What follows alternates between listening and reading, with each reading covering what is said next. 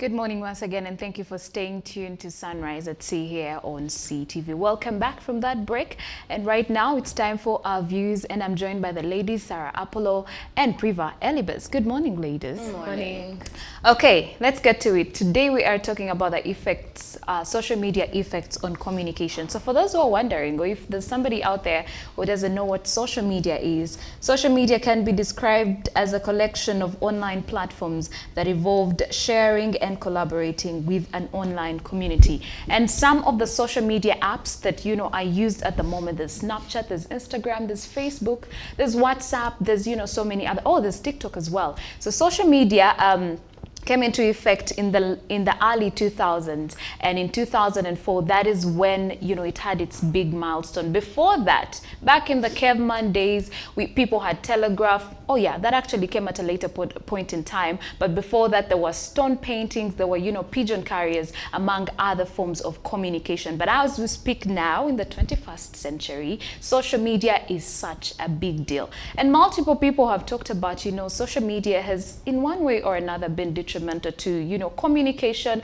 and also others argue that it has been something that it has improved communication. People use it for business, people use it for communication. I mean, these days you actually don't really have to make a phone call or to write a letter. You just have to go on your WhatsApp, text this person, and before you know it, communication has been made easier rather. But the question today, given the fact that there are different views on how social media has affected communication, the biggest question today, and I'm asking the ladies, and we did post it on our social media platforms, is: do you think social media has improved or impeded communication? I think it's a double-edged sword. I think it has greatly improved, and there are great positives to social media, but it has also, been detrimental and has its negative effects. I'll start with the positives. Well, it has increased interactions between people. Some people have been able to make friends, like lots and lots. Back in the day, we had pen pals. Now we have social media friends, and actually people have gone on to form amazing relationships with people online. Some people have even gone on to get married and start relationships with these people. So that is one of the positives about social media. Another thing is it has helped people who have social anxiety, people who are afraid of dealing with crowds of people. People are able to freely and comfortably interact with people behind the keyboard or behind their phone. And then another thing is that it has brought the outside world literally to your doorstep. You don't have to travel to Paris to look at the Eiffel Tower. There are pictures of it, or you can live vicariously through your friends who traveled there and they're sharing their experiences. People enjoy this thing, so it has helped people who are limited and are not able to move from one place to another still enjoy these experiences. You see all these concerts that people go to. Some people don't even have to go for the concert anymore. They're just going to wait for people's social media posts, and they know everything that happened. You get, so that is one of the amazing positives. But on the other side, for me, the biggest thing about social media is that it has made people lazy from experiencing real life experiences. Like you may have the information of what happened at a certain event, like my last example, but it's different when you're there and you're experiencing it in the moment. Do you understand? Yep. Also, a lot of people have gotten lazy and they do not want to go and now start meeting people physically and having conversations with people. There's online dating, but it's a different experience, and there's a lot more that you can, gather from meeting a person in person, from getting their body language, from knowing how they smell, to how how they how they smile, or things about them, or even getting to know what they actually look like, because catfishing is a real thing now, and it's a big problem. So there are many, I could go on and on and on and on, but there are definitely many positives, and there are definitely many negatives as well. Okay. Well, has social media affected the way we communicate with each other? I think yes, but for me, I'm leaning more on the positive side than the negative. Yeah, okay. I mean, like you said in your preamble, back in the day, we used to have all these things that you described, pigeon what? Carriers? Yes, Yeah. pigeon You carriers. get a bag and then it's taking information, to the next person. So for me, I feel like social media has been convenient for most of us when it comes to communication. Aggie, if I need something from you, I'm just probably going to send you a text, or I'm going to give you a call, as opposed to, finding you physically. You understand? And I also feel like with the coming of, social media, it has made some things cool again. Back in the day, people never used to really care about news, especially youths. But if someone gets on Facebook or someone gets on Twitter, they're most likely going to come about, several articles from all these different media houses. So for me, I feel like with social media, young people reading news has become cool again, and that's like a plus. People are informed. There's a lot of information out there.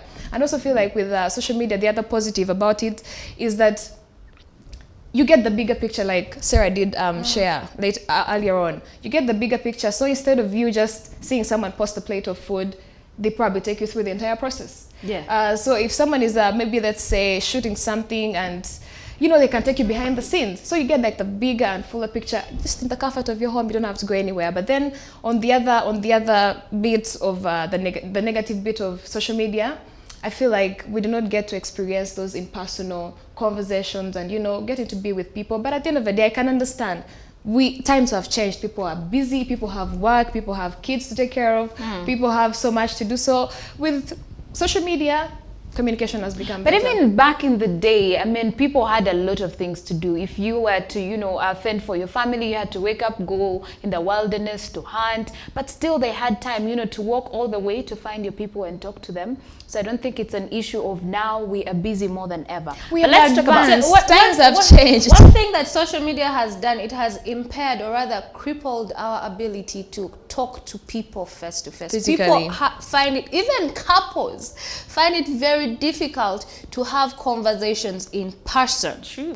Which is, I feel, is very weird. So people are just literally married to social media. That is the funny thing is they're married to social media and they will only communicate, and it's like, hey, by the way, babe, that time when you did that one thing, and now they're sending you a whole essay and a whole PDF file on the things that you didn't like. But I was literally with you 5 minutes ago. And I feel like that right there has just greatly affected or rather impacted our personal in-person relationships with our people in a very, very bad way, because people cannot communicate openly in person. They are shy, they are afraid of it perhaps, or they're running away from conflict, as opposed to when you do it now on social media. Now you're going to just make the situation even worse, because there's tonation with how you're texting. When you text in capital letters, somebody may find you rude.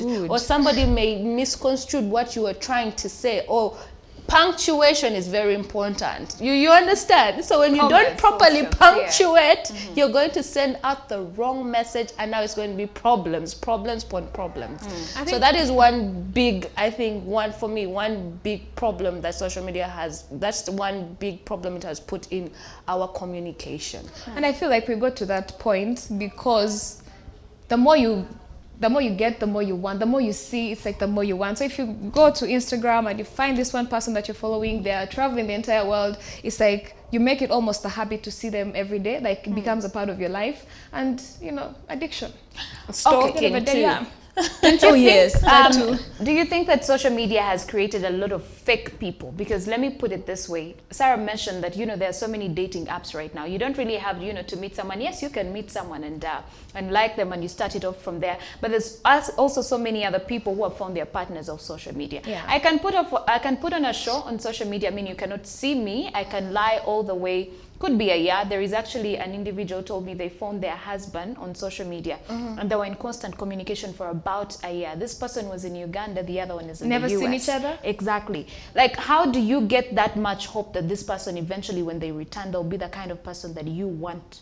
The thing is, are they even a real person? Exactly. It could be a catfish. So let's talk about social media creating fake people, because, in the wake of, now we have emojis, you'll never know. I mean, I may not know how to really express myself, and the only way out of it is I'll use emojis or, emojis and all that. So don't you think it has actually created a lot of fake? Well, the truth about social media is that, of course, there's reality and then there's online. But how would you know? that someone is actually being real. Now that's why you have to also use your common sense at the end of the day. No one wants to put a bad thing out there on social media, you know? Like they're always going to show you the good part, they're always going to show you the beautiful, you know, sides to their life and all that. No one is going to put something negative about themselves on social media. So for me, it's like, it's not about being fake, but it's more of I'm sharing with you something that is important to me, that's something I find beautiful about me, something I find like, you know, like I'm comfortable with it. I don't mind sharing with the entire world. Yeah. For me, yes, it is true. Social media, all of us have lied online, you know. All of us have. When you post a picture with a full face of makeup and on top of that put on 3 filters, you are telling lies. That's not what you look like. When you always constantly put on nice, you know, pictures of, you know, nice food and dinners or whatnot. First of all, those may not even be your pictures. It could have been your friend who was at a dinner. She took pictures and you stole her picture and then you posted a picture. So all of us have lied, and all of us are living somewhat of a facade on social media. Like Priva said, nobody ever, you know, outs themselves by saying, oh, I am a terrible person for doing this. No, okay, there are some people who do. There are some content creators who do, but not everybody does that, and that's the bigger majority. So at the end of the day, everybody has to take the initiative and be intentional about meeting someone outside of social media and put down your phone. Because there's some people who go out to dinner and you're at dinner with someone, but you're texting them on WhatsApp. Literally. Yeah. Your date is across the table and you're texting them on how did we get here? Then maybe one could argue that it has improved communication in that way, because there are people who are very shy. So imagine you're looking facing somebody and you cannot even express yourself. So maybe the phone, social media has helped them. You see, I understand, but that is a quick fix to a situation. So in the event you're in a place there is no internet connection, or your phone has blacked out, or you cannot even use your gadget anymore, how are you going to be able to communicate with your person, with your partner, or your family member, or your employer, or whatever the case may be? At the end of the day, I know there are people who struggle with social anxiety. It is a real thing. It's even clinically, you know, diagnosed. It's a real state. But you need, even still, when you do go to the clinics and you're meeting with your therapist or psychologist or whatever the case may be, they are going to give you alternative methods of how to deal with it other than using your phone. So I think people need, I believe people need to learn how to communicate also in person, and communicate clearly in person, because it's necessary. You know, yes, fine, the pandemic was here and it did show that we do need our gadgets to communicate and also go to work and whatnot. But in the event that you have people in your presence, talk to them. We're not going to let social media raise our children. Is that what you want? Random people on the internet telling your children who they are and how they should be? First of all, do you know how scary it is right now, where people even don't understand their own identity? Yeah, Do you understand? Yes, we'll be getting to that. But for now, these are some of the positives of actually using social media. The first one is young people read news. That one Priva did mention. The second one is one of the positive effects of social media is the ability to get an intimate view of other people's cultures. You're in Uganda, you get to know how Indians do their things, how Americans do their things, which is a good thing. The other one is we also see broadcasting live, you know, live events. It can be you actually taking to Instagram live, you know, to share a part of your life, or it could be anything inspirational to people out there. The other one is companies no longer need to go through media such as TV stations, sorry about that, magazines or newspapers to reach consumers. You mean traditional media? They can decide to use social media for that. Also, there's an opportunity to coordinate with PR efforts. Now, brands can create some important PR campaigns through social media. You can actually hire influencers, or, you know, or social media influencers to do that work for you. The other one is, okay, this is actually a negative one. Let's get to it as well. One of them is boredom in conversation. There's here, this is where you see so many people just resort to social media. They're using emojis, they're using, you know, texting, and they never have the one-on-one conversations, which are very important. The other one is when people see other people having a wonderful life. wonderful life because that is what they choose to show you on social media. They tend to have a negative self-image. You feel like some other people are having more fun than you are. And the other one is the use of GIFs and emojis. Now, the introduction of using emojis to illustrate a written message or a GIF to express a reaction may seem fun and innocent, but it also interferes with your ability to properly craft a written response.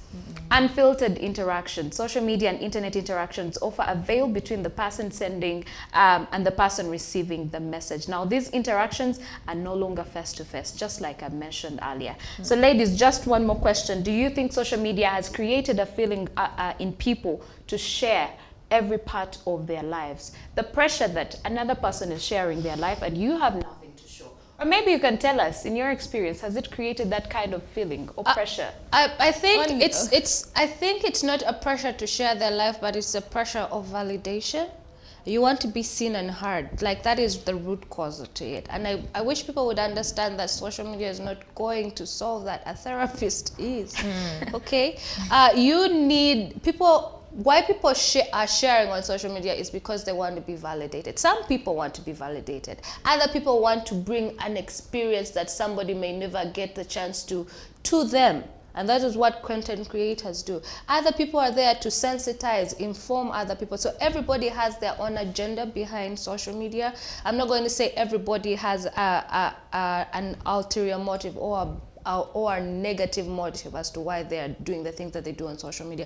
But some people are there to actually create a change.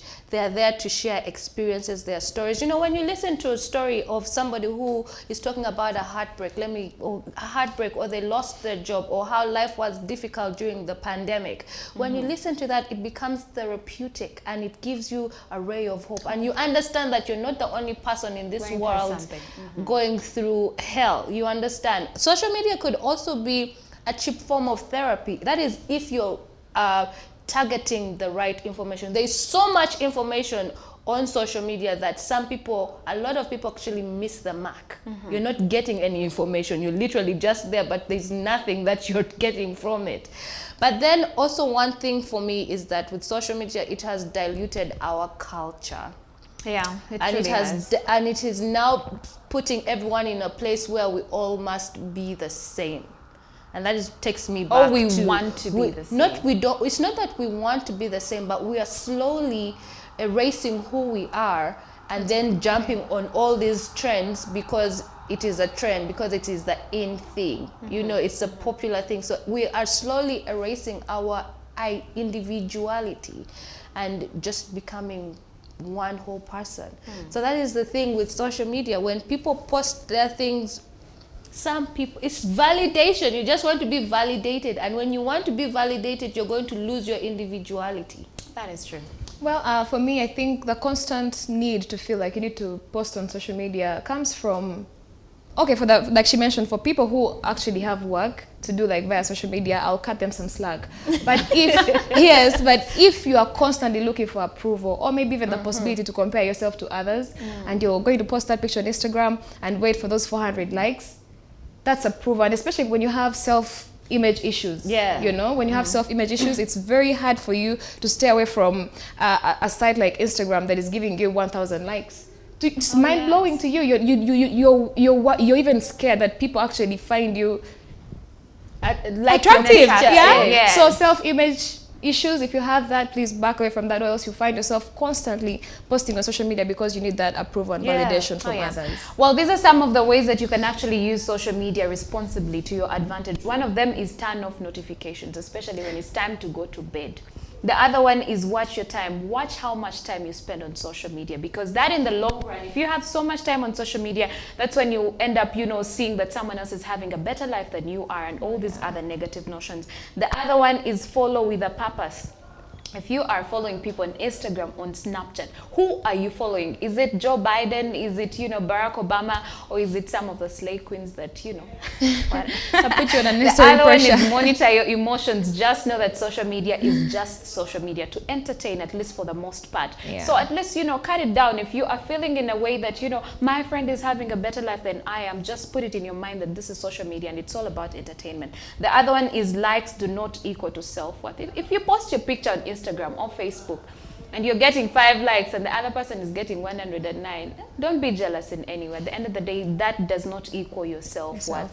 And the other one is give your phone a rest at night. There's people who spend their time on social media trans night. I mean, you've had it through the day and you go through all the night as well using social media. It's never a good thing. But anyway, that is all we had for you on this segment of Our Views. Remember, you can connect with us on our socials, Instagram, Twitter, and Facebook at CTV Uganda. Let us know, how has social media improved or impeded communication? This is Sunrise at Sea. Don't blink.